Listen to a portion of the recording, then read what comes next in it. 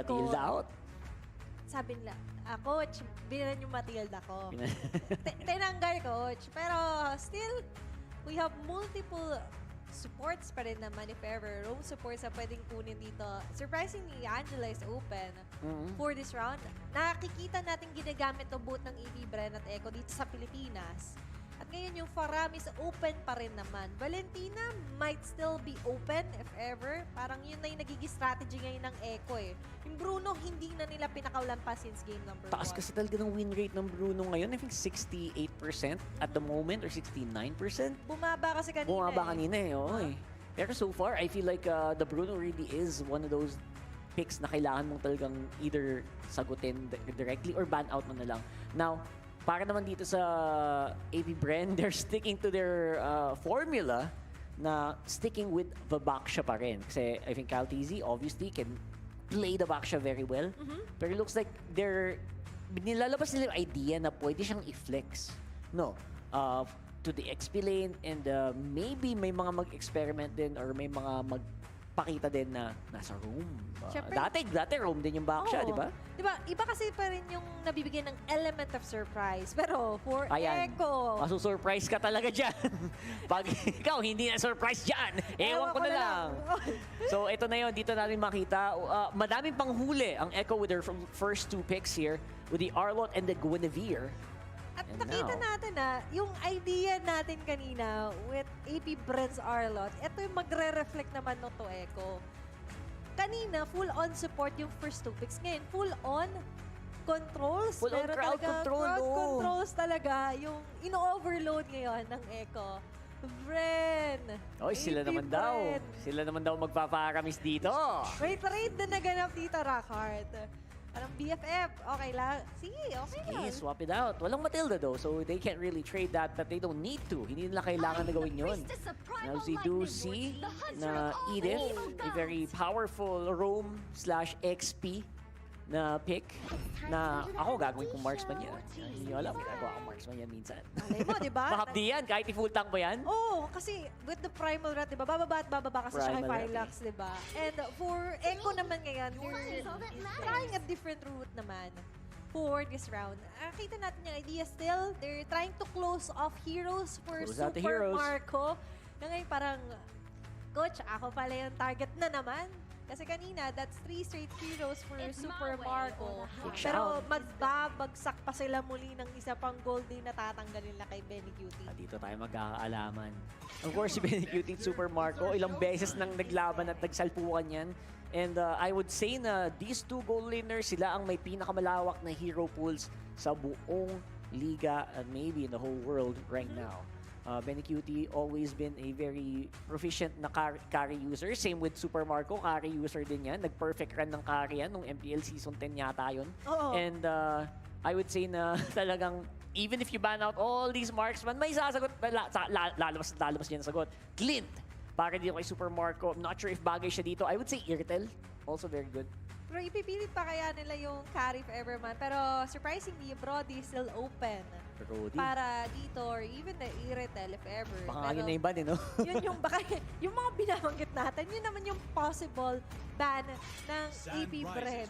Pero eto yung nire-respetuhin nila. So no surprises. Dahil kakuha na kasi ni Sanford ngayon yung isang Arlott. But still, kasi kanina, ginamit to sa roam. Imagine. So, Can roam. Sabi ng EV BREN, we won't take any chances on that one. Saya manood talaga ng draft ng dalawang teams na to. Kasi parang kahit sino pwedeng, ang lawak ng hero pool.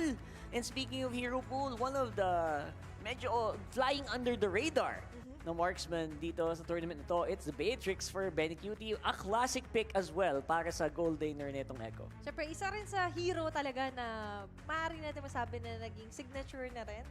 Isa siya sa top 5, ayan. Top 5 sure, for sure. Ni Benny Cutie. Habang ang AP BREN naman guys, ngayon, they're still missing a hero for Super Marco or if ever man, syempre, pwede pa rin naman maging roam na Faramis to. Pero let's see how it will go. Irtel's good. Brody is good as well.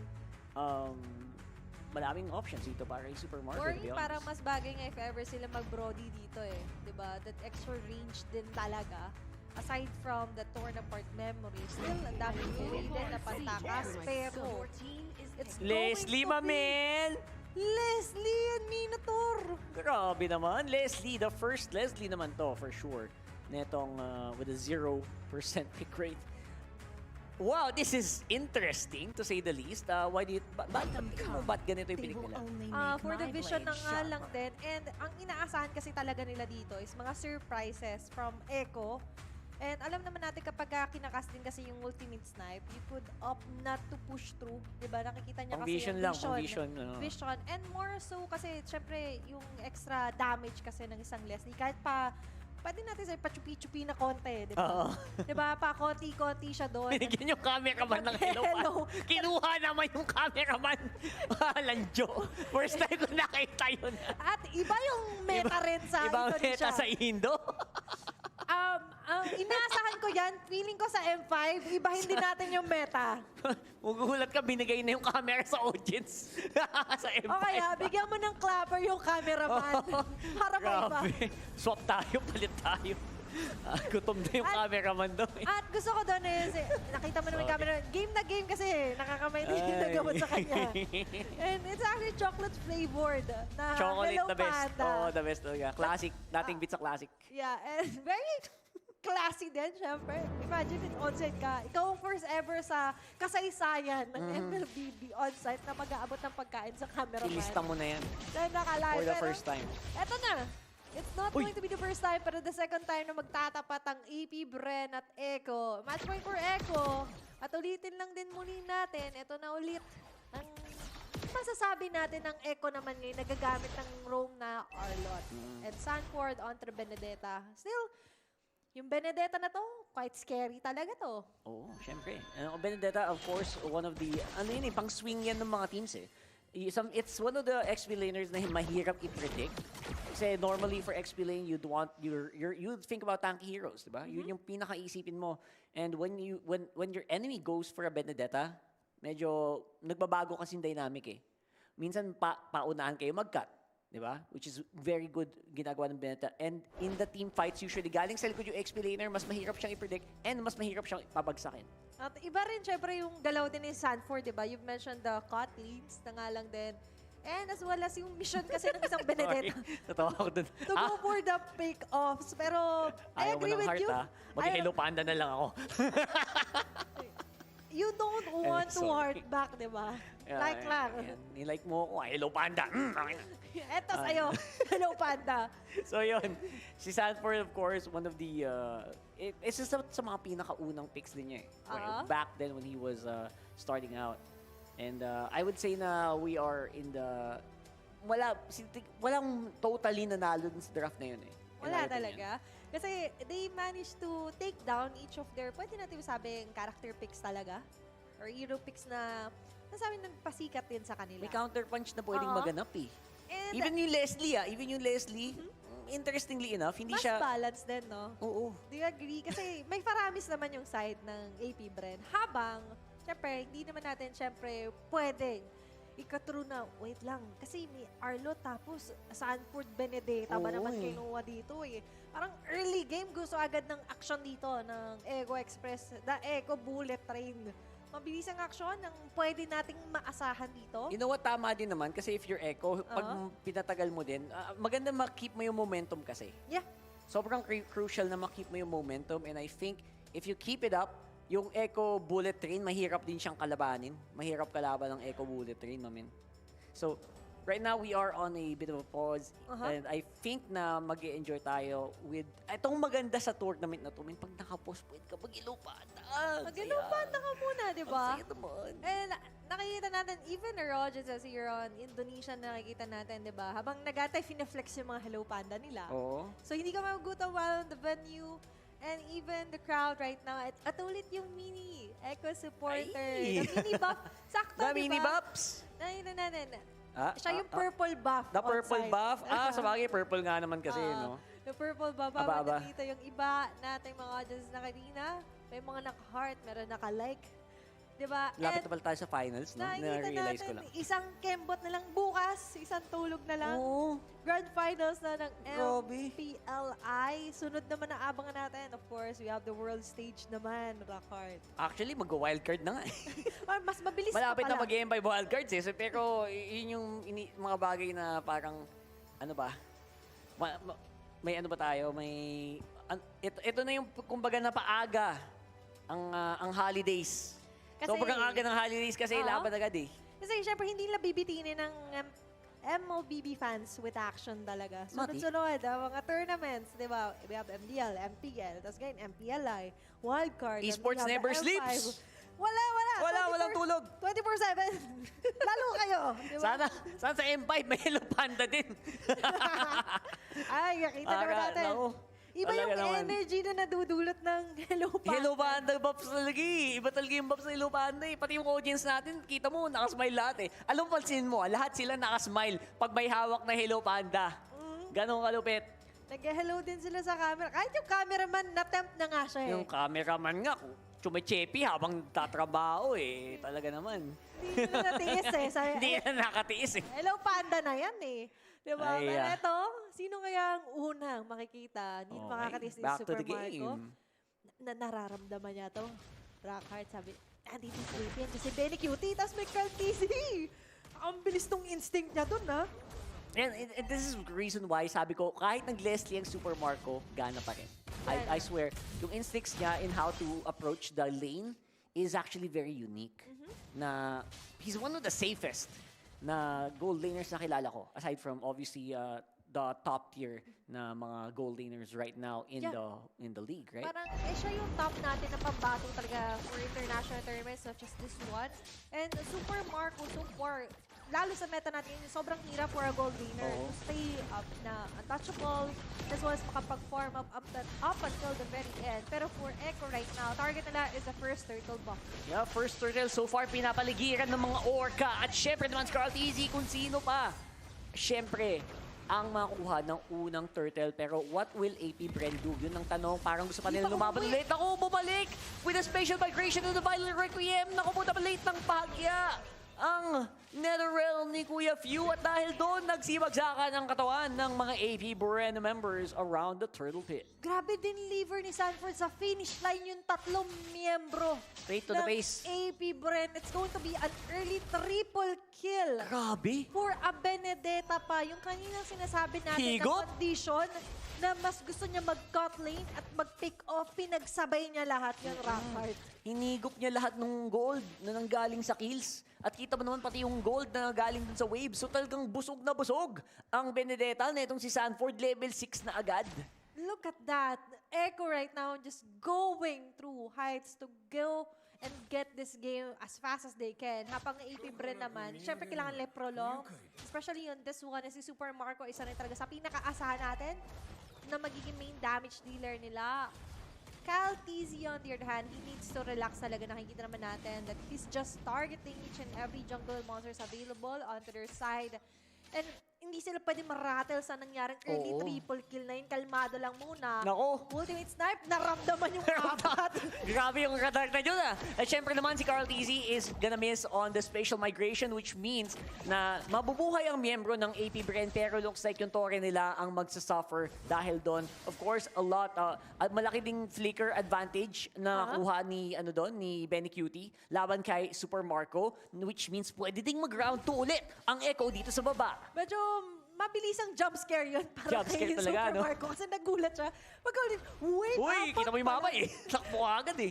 Ako rin, medyo nagulat kahit na nakikita naman natin kung nasan sila. So ko, apat na yan Pero Echo right now, they're in the perfect Scary. place to contest this turtle. Quite Yep. scary for AP BREN. Right now, AP BREN trying to contest at the very least, try to get into retribution range para dito kay Ogwen. Pero malayo pa si Kuya Kyle, which means Carl TZ will be getting that turtle for free. And makuha pa yata ng baka. Ogwen gonna fall. Where is the fight gonna happen here? Benny Cutie naman ang madadali dito ng AP BREN. Super Marco going down few as well. Naku po, nagwawala na ang mga orca. JP though, gonna be taken very, very local. TZ, naku po, munti ka na. Naka-survive pa si Daddy JP.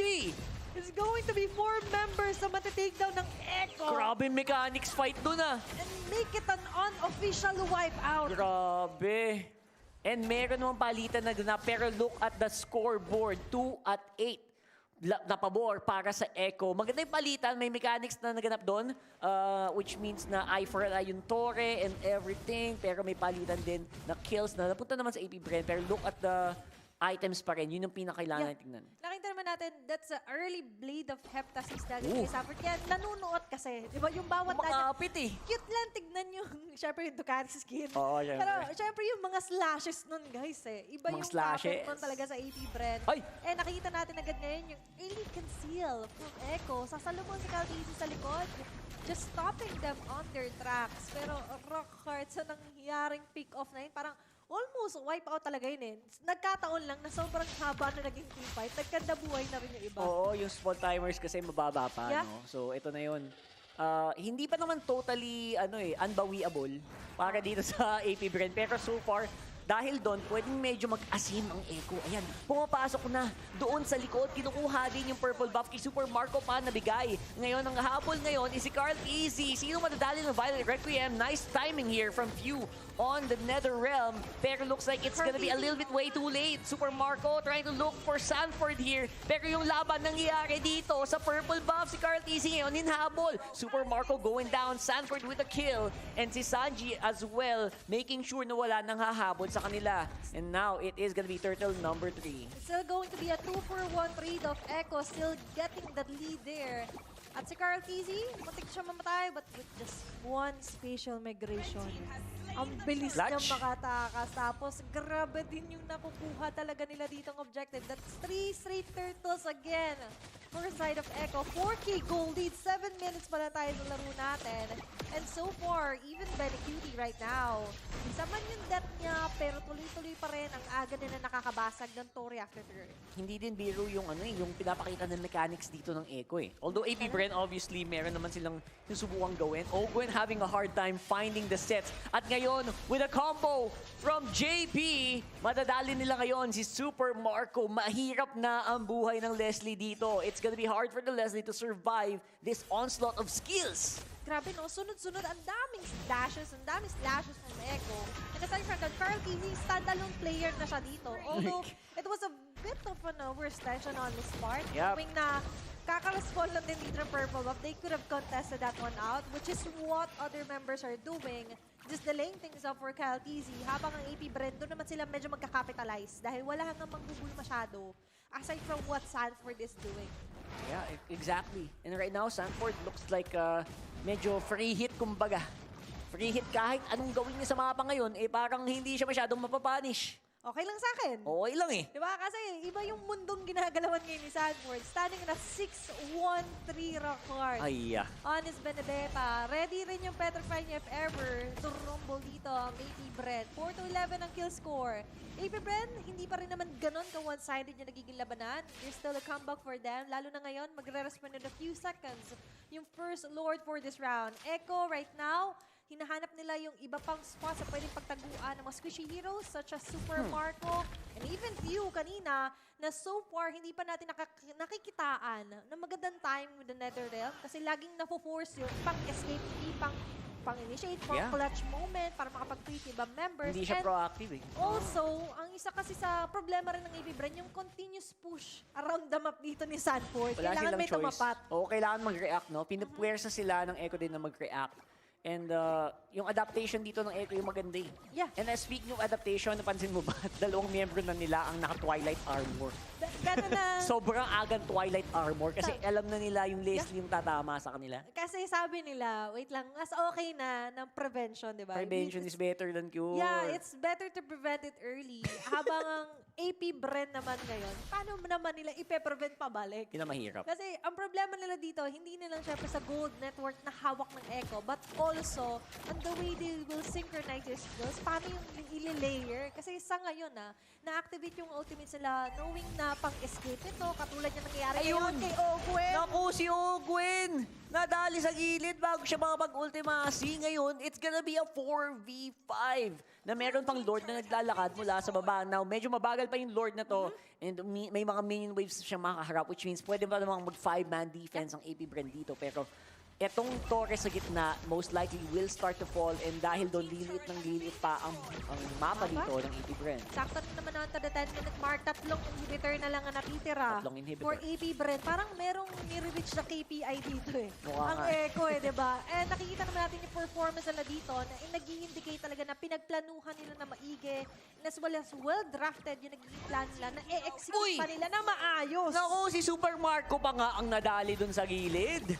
Naku. At dahil doon, it's gonna be a harder defense kasi medyo kailangan up, close, and personal ang labanan dito ng AP BREN. Now, pinapaulan sila ng mga bala dito si Super Marco, a bit cutie rather. JP. And that's gonna be a beautiful pasok mula dito kay JP as well, making sure na makuha nila yung inhibitor turret sa gitna at pati na din sa baba at sa top. That's 4 members onto the side of Echo knocking on to various doors na ngayon. Maded-destroy pa nila yung mga tore ng AP BREN. Ito ko start of the Super Marco being taken down. So na-eliminate agad yung risk factor dito for Echo na wait lang, baka tayo yung mapitas. Eh hindi na. Kasi there's no Super Marco. And aside from that, grabe din kasi yung mga jump dito ni Carl TZ with his Guinevere, which is to acknowledge 4 talaga. And nakita natin na hindi lang yung Violet Requiem, but also on the spatial migration, di ba? The energy waves, ang dami niyang way na pang-initiate. And aside from that, with what JP is doing, grabe, ito yung inaasahan sana nating Arlot na setups na ginagawa na ngayon ng Echo. Yun nga eh. The Arlot setups na inaabangan natin buong torneo na to. Every time may Arlot roam, inaasahan natin yung mga ganitong movements. Pinapakita yan ni Daddy JP ngayon. And I would say very, very impressive so far for Echo. Ito na yung sabi ni Reptar talaga, Echo, bullet train, napakabilis. In an instant. Rumaragasa, mga kaibigan. Ito yung instant replay natin. Mapapansin natin, ang ganda ng pasok ni either Carl Easy with the Violet Requiem. Tapos Magic Tom, tatama. And after that, spatial migration lang. Tapos the rest, it's up to Benny Cutie to deliver the much needed damage to annihilate them. At ngayon, with just one instant replay, buhay na yung Lord. At mukhang free Lord to for Echo if ever man kasi maganda yung position ngayon nila Sandy. Kyle TC trying his best na makalapit pero mukhang hindi siya hahayaan dito. Even Sanford there, just spying around the map, pushing off waves of minions. Kaya mapipilitan yung umatras ang AP BREN and Echo will still get that second Lord for game number 2. Talagang life is good para dito sa sa Beatrix din kasi. Kaya pag nangyari yun, parang kahit ano pwede nilang gawin, kahit anong klaseng engagement, kahit sino mauna, si Sanford man, si JP, or si Carl, parang laging maganda yung follow-up. Ang ganda ng sync nila right now. Yeah, and the momentum is there. Napapansin natin yung drive talaga dito ng Echo to finish this round early, as fast as they can. Ngayon, sakto pa, balancing out the minion wave. Just to the Caltizi, this might be the last defense that they need. Madedepensahan ba nila to laban sa Echo? Yan, inabagan natin right now is the damage coming from AP BREN. Where will it be? Benny Cutie, nasa likod lang. Fresh na fresh dahil JP naghanap ng angulo dito. Carl TZ and Sanford looking for the kills as well. Lord in tow. Looks like ito na ang katapusan. It is gonna be a knock-up for a lot of members here for Echo, but the win still goes to them. Beautiful game.